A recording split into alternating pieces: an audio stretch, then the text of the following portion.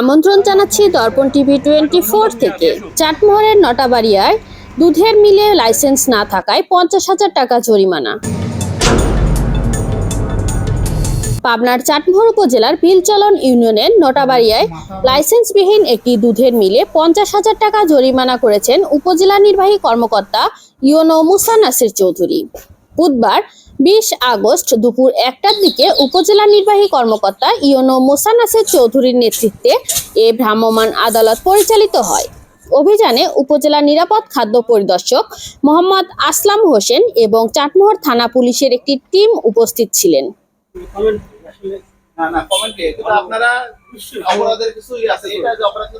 জানা যায়, বিলচলন ইউনিয়নের কৃষক দলের সাংগঠনিক সম্পাদক মমিন হোসেনের মালিকানাধীন দুধের মিলে দীর্ঘদিন ধরে লাইসেন্স ছাড়াই ব্যবসা পরিচালনা করা হচ্ছিল।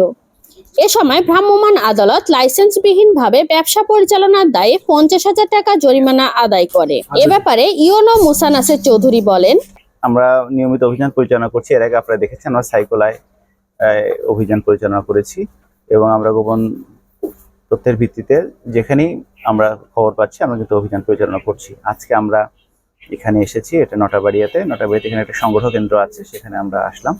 এখানে দেখলাম যে আসলে সংগ্রহ কেন্দ্র এটা কোনো নিয়ম বিধিবিধান তারা প্রতিপালন না করে তাদের সংগ্রহ কেন্দ্রটা পরিচালনা করছেন। এর জন্য ভোক্তা অধিকার সংরক্ষণ আইন অনুযায়ী যে অপরাধ, সেজন্য তাকে 50,000 টাকা অর্থদণ্ড প্রদান করা হয়েছে এবং ভবিষ্যতে এই ধরনের কাজ করবে না সেই অঙ্গীকার তিনি দিয়েছেন।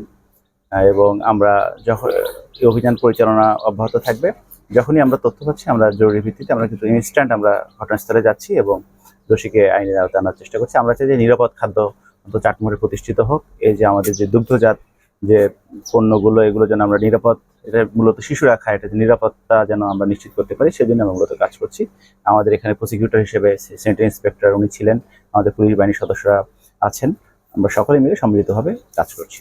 তারা কোন নিয়ম মেনে করছে এটাই আমরা মূলত দেখেছি যে তারা আমাদের যে নিরাপদ খাদ্য আইন অনুযায়ী যে নিয়ম বিধিবিধান তারা প্রতিপালন করছে কিনা আমরা এটার ব্যত্যয় আমরা দেখেছি। আসলে দুধে ভেজাল আছে কিনা এটা আসলে টেস্ট করে আসলে বলতে হয়। তো আমরা আসলে যেহেতু এটা পেয়েছি, ল্যাবরেটরি মাধ্যমে টেস্ট করা হয়, তো যেহেতু টেস্টটা করতে পারিনি সেজন্য আমরা বলতে পারছি না যে আসলে তার যে সংরক্ষিত দুধ সঠিক না ভেজালযুক্ত, এটা আসলে আমরা এখন এই মুহূর্তে বলা কঠিন। আমরা নিয়মিত এই ভ্রাম্যমাণ বা মোবাইল কোর্ট পরিচালনা করে থাকি সুনির্দিষ্ট অভিযোগের ভিত্তিতে, নট কারো ইয়েতে। আর আমরা যেহেতু সীমিত লোক, কিন্তু আমাদের কার্যপরিধি আপনাদের সহযোগিতা ছাড়া আমাদের কখনো পালন করা সম্ভব হয় না।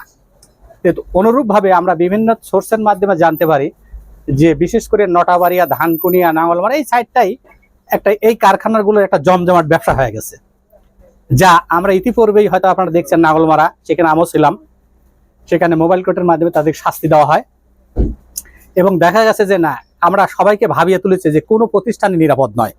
সুতরাং দুধ, আমরা জানি দুধ একটি আদর্শ খাদ্য, কিন্তু এখন আদর্শ বলতে দুধকেই মানুষ এখন ভয় পাচ্ছে। এটা শিশু খাদ্য এবং বড়রাও খায়, যে কোনো অনুষ্ঠান পার্বণে আমরা খাই এগুলো।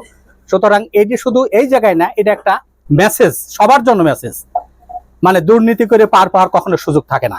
আপনাদের সার্বিক সহযোগিতা এবং সেই সাথে অত্র এলাকার মানুষের সুনির্দিষ্ট অভিযোগ আমাদের মাধ্যমে জানাবেন, যে কোনো মারফত জানাবেন, আমরা সবসময় প্রস্তুত আছি। জনগণের মারফতে যে আপনারা সচেতন হন, যে কোনো অপরাধমূলক কাজ আপনারা আমাদেরকে জানাবেন, আমরা অবশ্যই এর ব্যবস্থা ত্বরিত নেওয়ার চেষ্টা করব, আমরা প্রস্তুত আছি। দর্শক, এতক্ষণ দর্পণ টিভি 24 এর সাথে থাকার জন্য ধন্যবাদ।